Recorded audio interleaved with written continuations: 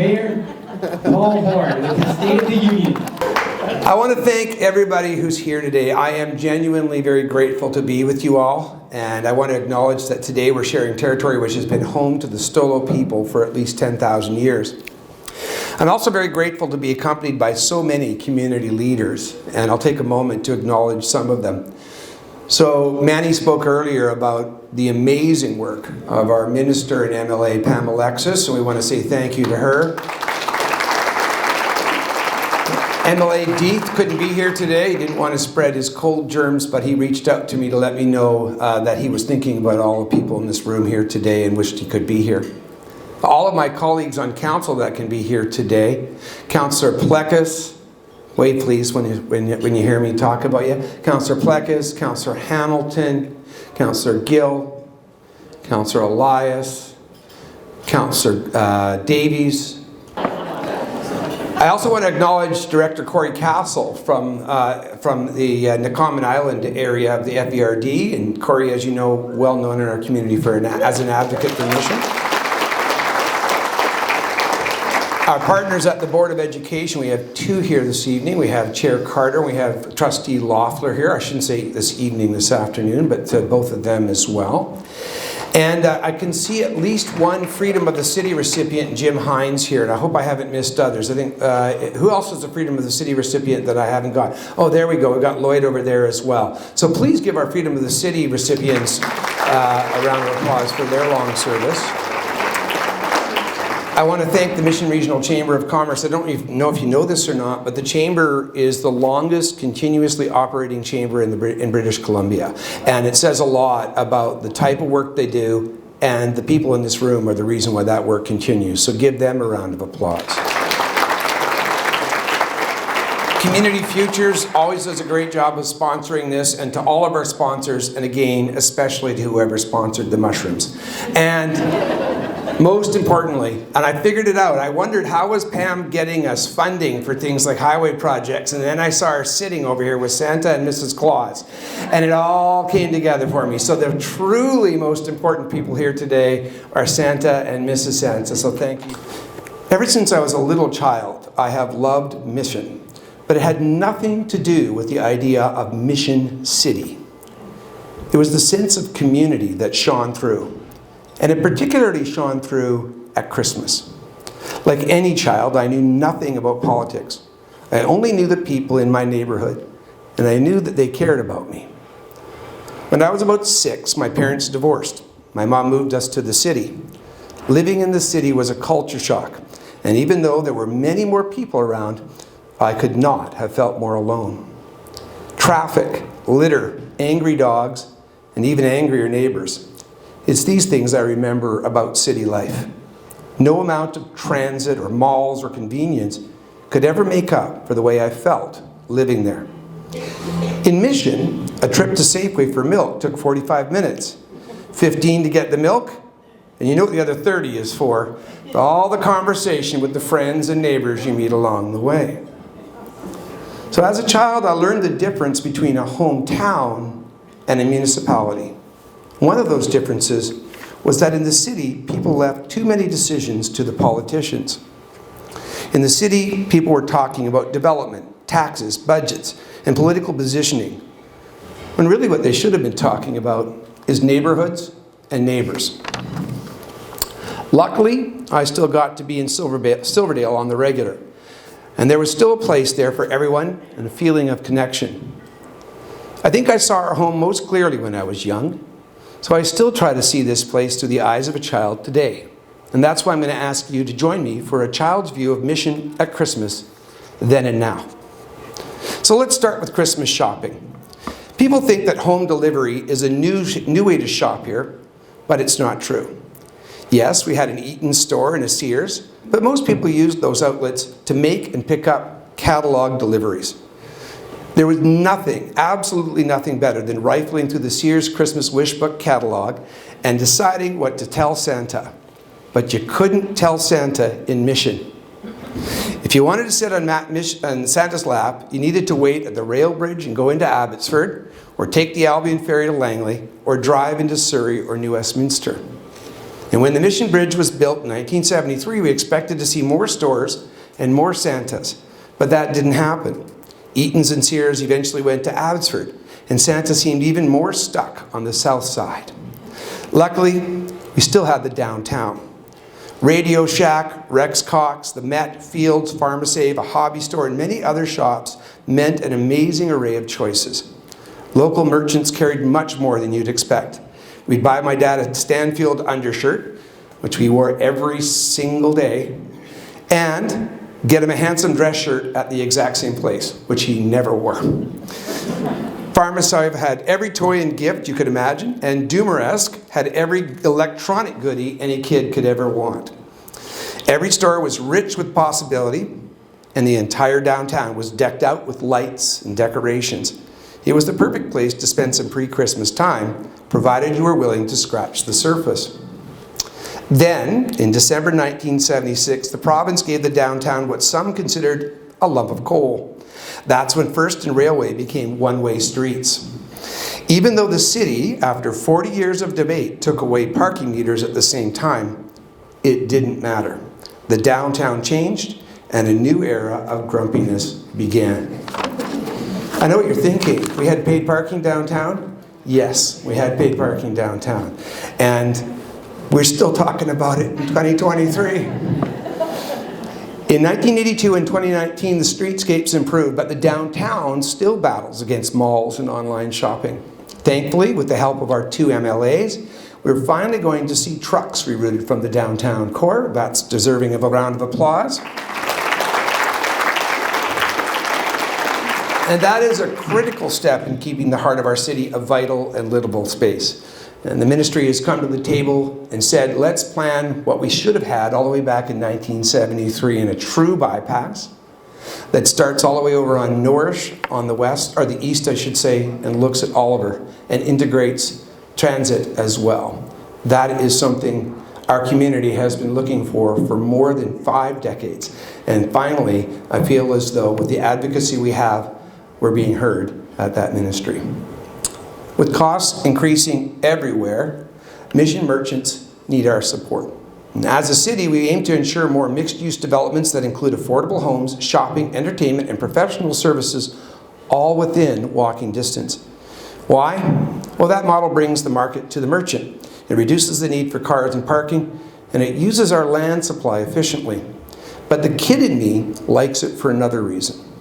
I hope that neighbors will get to know one another in the shops and restaurants near their front doors, just as my neighbors got to know us as children. In today's marketplace, where there are very few ways for young people to get a start, I hope that the next generation will make lasting friendships and connections in these new neighborhoods. In 1971, shortly before Christmas, my mom told my brothers and I that we were expecting a sister.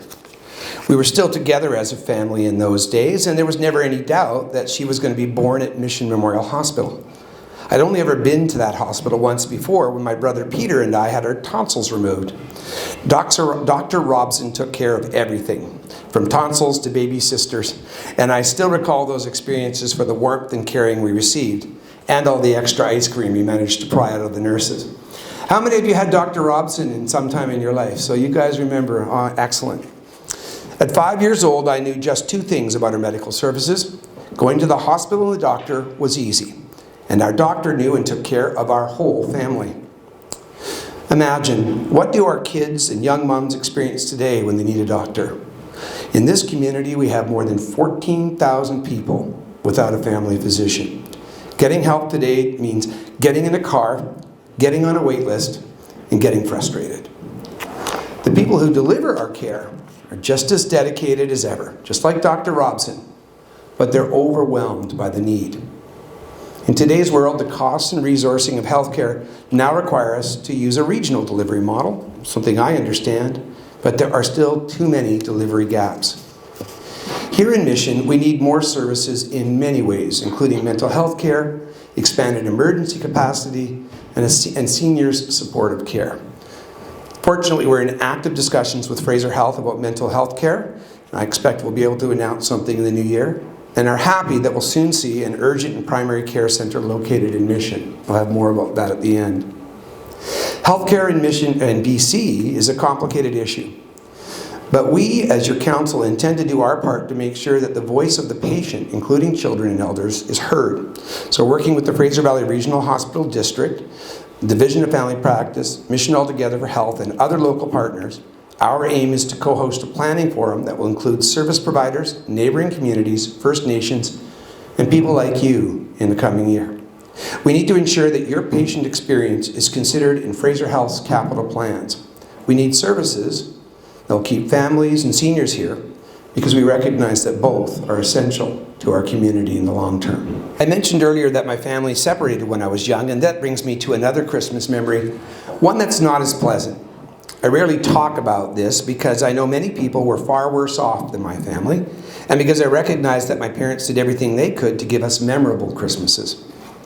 I knew that we did not have a lot of money when I was a child, but I never felt that we did without.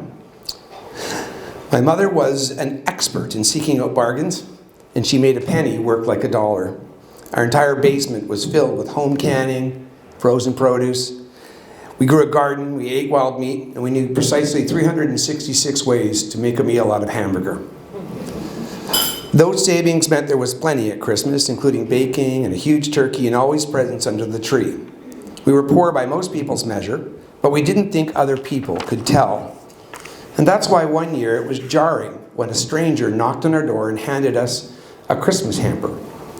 My heart was filled with mixed feelings. I was grateful to know that there were caring people out there, but I also was embarrassed. And I wondered what other private details our neighbors knew about us. In that old fruit box were things I was sure my mom probably would never serve us, like a canned whole chicken, but she did. Ugh, have you had one? And toys that had clearly been used before. That gift did give me something, and it's had lasting value. I learned that giving needs shape. Giving should include both caring and dignity, and it should lift people in a way that lasts beyond a moment. The best giving comes without fanfare, and often without the recipient knowing that they were given anything at all. Now recently we sat down for another review of award nominees for our Community Service Awards. Whenever we as council sit down to look at those Community Service Award winners, we always talk about this phenomenon. The people who deserve the most recognition are the ones who care about it the least. You ask any of those dedicated volunteers, many of them are in this room, probably sitting right beside you, and they'll tell you it's them receiving the gifts. And that's why I say that our community has been blessed by real leadership. Next April, I hope you will join us and fill the Clark Theatre as we recognize and celebrate another group of honorees. And I hope that you'll bring your children so that they can be inspired to keep up an incredible tradition of giving leadership. As I said, looking around this room, I see many who give in this lasting way, including my colleagues on council, so I'd like to recognize them. While Councillor Harar isn't here today, I want to recognize him for always being quick to remind us of the value of sport in our community as a connecting force, and an admiration of the way he's turned a bicycle into a tool for building diversity. Through her work in hospice, the Chamber of Commerce, Rotary, and many community initiatives, Councillor Elias has been giving for years, even though she wants us to think that she hasn't had that many years. Councillor Gill is also active in Rotary, but he makes an even bigger impact through his business, supporting just about every community event you can think of. I'm not quite sure if it's a Mission event if it doesn't have Mission City Pizza at it. Councillor Davies blessed us with Mission BC and Neighbours, creating a stimulating place for thoughtful, respectful, and informed community discourse, and a clear recommendation on the best Chinese food in the community.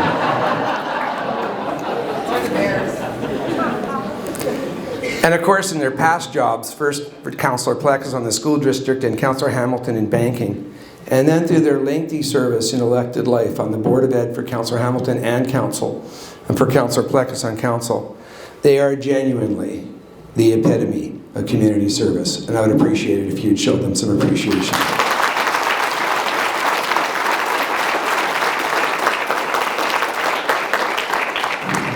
It is my sincere honor to serve with all of them and to serve with all of you as well. We need your leadership more than ever because in today's day and age, even an economic black belt like my mom couldn't survive with 4 kids.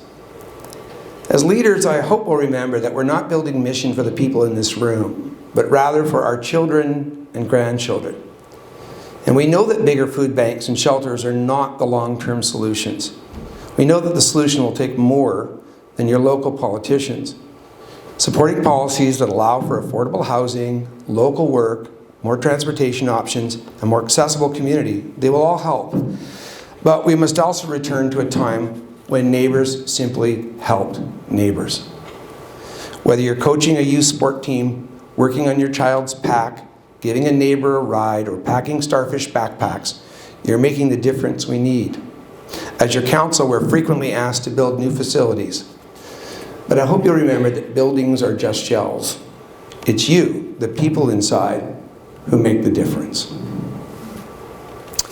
Here's a 4th Christmas memory.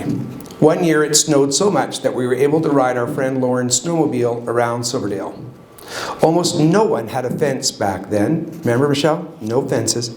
So we roamed all over with no concern about property lines. No one complained. In fact, a few kids quickly bundled up and asked to join in. In just moments, we formed a happy crowd and built a wonderful memory. Can you imagine if that happened today? iPhones across the neighborhood would be furiously recording. Social media would light up. Mission BC neighbors would catch fire. And the bylaw department would be overwhelmed with angry calls. Neighbors, we've forgotten what makes our home a place worth living. I cannot bear to hear another complaint about an RV on a residential lot, a cat that wanders over a fence, the noise of a snowblower, or an unmowed lawn. And I certainly can't bear the thought that you and I are paying to resolve these ever-escalating neighborhood feuds. I hear from people who've taken it to the next level, installing video cameras aimed 24/7 into one another's windows, constant court battles, and threats of violence. It must stop. Next year, our council will revisit our bylaw program and our Good Neighbor bylaw, and we'll aim to create a more enforceable and focused Good Neighbor bylaw, to properly resource our bylaw team, and to use resources to better restore neighbor-to-neighbor relations. Through more cultural activities and events, investments in block parties, community engagement in park planning, a review of our OCP and new neighborhood planning, and the bolstering of our neighborhood approach for development consultation, we are looking for ways to help neighbors work together and provide a constructive voice. We'll get a lot further by helping neighbors 12 months of the year rather than judging and complaining about one another.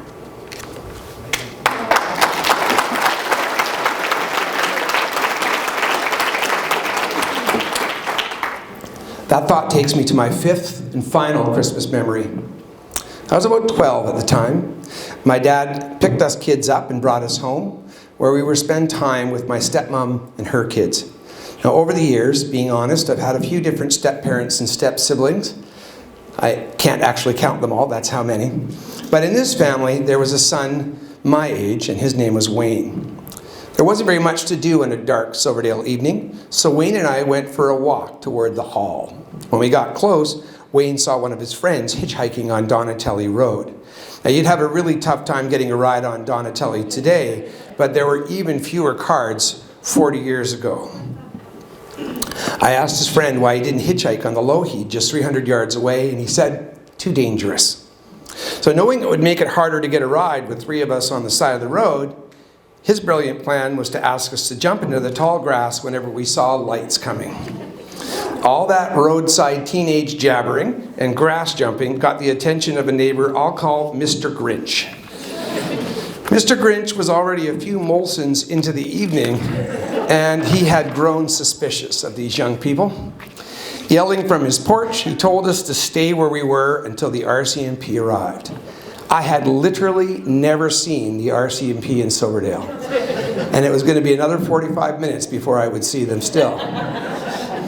2 cars showed up, and we were grilled by these officers for more than an hour. I want to know what world it is where the police can spend an hour with anybody. One of them even set off with a flashlight to look for broken windows at the school and the hall before returning, seemingly disappointed that he had found nothing. Something didn't seem right. The police knew Wayne by name, and he seemed very experienced at dealing with the RCMP. Even after the police found nothing wrong, they threatened Wayne, and they told him they knew about his family. I was panicked that the police were going to drive home and stop to talk to my dad, but Wayne didn't seem fazed at all. You see, Wayne's family came from a local First Nation, and he explained to me that it was completely normal for the police to hassle him and his family. He explained that's also why his friend hadn't felt safe hitchhiking. I'll always remember that night and the meager Christmas Wayne's family experienced. Their side of the family was very poor, but also very proud and wanted to do their own gift thing. So while some of us kids opened toys and gizmos, Wayne and his brothers seemed happy with Old Spice, disposable razors. A few months later, when Wayne's mom had an emergency, I called the RCMP. When they found out the family name, they simply didn't come. It was astonishing to realize that our two worlds, one for white people and one for Indigenous people, could be so different and yet exist together in one small place. As children, we can be forgiven for missing the disparities right under our noses, but that's not so for us as adults. In my childhood, I saw plenty of racism, but didn't know how it affected people. In my entire youth, I never saw a person without a home on our streets, and I could not have imagined it could ever happen here. The other night, as we joyously paraded down the street for an exceptional candlelight parade, it occurred to me that we were literally celebrating just steps away from neighbors in dire need. Now, some people might struggle to think of unhoused or struggling people as neighbors. But in my childhood, there was no membership card needed to belong here. One needn't have lived here all their life. We never heard people say, I've lived here for 10 years, or I've lived here for 15 years, as though that was a qualification to be cared about. And people didn't need to be rich or perfect. We proudly took everyone. And when we saw that a neighbor was suffering, we helped. Everyone knew a family that was struggling with rent, dealing with alcohol problems, or having family trouble. That was just normal. And so was finding a way to reach out. We found jobs for people, took up collections at church, visited with meals, or watched over their children while they went looking for a job. My own family was blessed to receive these things, and I can tell you I am here today with you because of it. You and your family might have been blessed too, and if so, I bet you have learned the importance of paying it forward. As your mayor, I need your support in bringing in changes once beyond the scope of a city's work. Today, we fund youth centers and provide land for supportive housing. Today, we perform outreach and enlist firefighters to help overdose victims. Today, we prepare extreme weather shelters and modular housing. And sadly, we'll be asked to do more in the coming years. Solutions are not going to come easily or cheaply, but not acting will cost much, much more. But as your neighbor, I ask for something much more profound. I worry that we have forgotten how to be good to one another. So I ask you to be inspired by the giving leadership of our forebears and First Peoples. When you consider your home, may you see in it the same qualities as we hold most dear in this, the darkest time of the year. No matter your faith, as the days shorten and the nights grow colder, we're asked to celebrate the light within each of us. From Diwali to Epiphany, we look into ourselves and find our most important human qualities: peace, faith, charity, hope, and most important of all, love. Yes, change is coming, and perhaps faster, some of it harder than ever. But we have evolved before. If we can keep those values in our hearts, we'll honor this community, we'll equip the next generation, and realize a mission where our children will build their own wonderful memory. Now, I do have a very quick set of answers to some questions that people sent me, and recognizing that they weren't clearly answered in my speech, I said I would answer them very quickly. The first, what is the status of the CT scanner in the Urgent Care Centre project? Active construction is underway at the Mission Memorial Hospital site for the CT scanner, and we expect it to be operating in 2024. Other good news, the Urgent Primary Care Centre I mentioned in my speech will be 10,000 square feet, located at the junction in the former Urban Planet store. It's also under construction and is likely to be open in early 2024 and will include a permanent home for our public health as well. What's happening on the waterfront?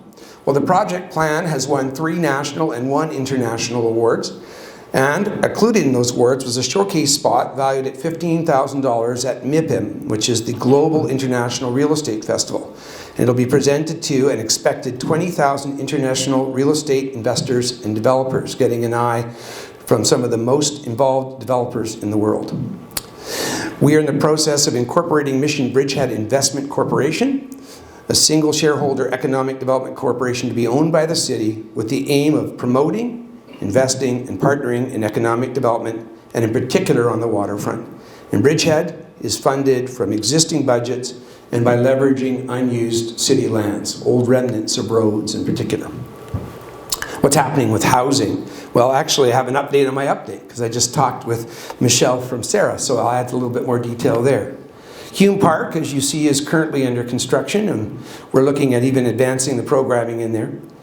And we'll begin taking applications soon with an opening in early 2024. We've collaborated with 3 other organizations and 3 other BC housing applications, and I've told Sarah for Women's Project is already underway at the old Santa Rosa site, so that's exceptional news for women and families. And of course, we're working with partners, including MCSS, to build a foundry. If we don't get the foundry application, we've made a commitment to put $1 million towards building something similar, made in Mission model.